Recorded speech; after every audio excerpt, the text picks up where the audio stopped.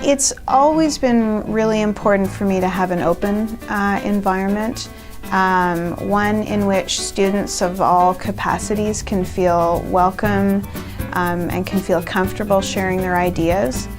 You get to sort of understand it at the intuitive level, and Alison was really good at facilitating sort of how students sort of make their own collections as opposed to just preaching down a concept to them.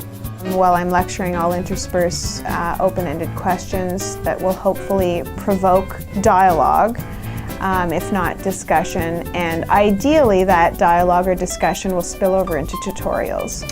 I think it's because every lecture that she puts together is like a mini essay. So she presents us with her argument and then invites us to present our own.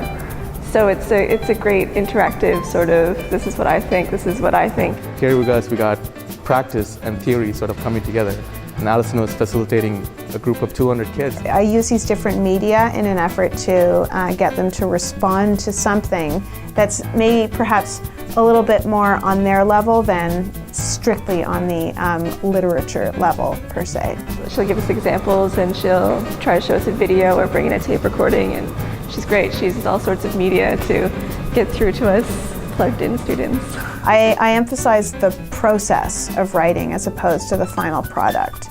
And if I can work one-on-one with a student, I can offer them some concrete feedback on either their theoretical approach or even their writing style, and I can watch them improve.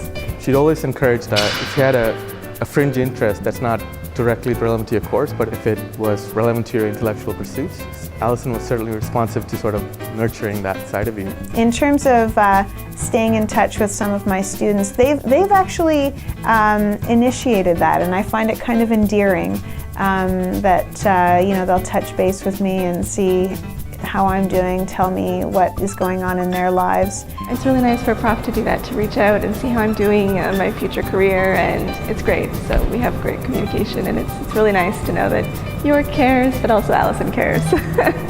It's nice to know that, you know, when you're looking out into a sea of faces, that an individual has been touched in some way by, you know, the work or the teaching that I've been doing with them. On a summer day, like, Alison took her time and met me at a little cafe downtown, like on her own time, just rode her bike down to meet me, and that was really something. I think students will come to class eager to learn if they have someone at the front of the class who's excited and enthusiastic about what she's teaching. And I'm not putting it on, I really am that excited.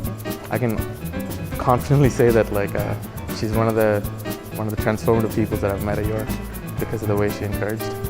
It's very important for me to nurture that positive atmosphere, to show them that learning is fun and that this is something that it's okay to be happy about, you know, to come to school and to enjoy being in a classroom and to enjoy sharing ideas with colleagues.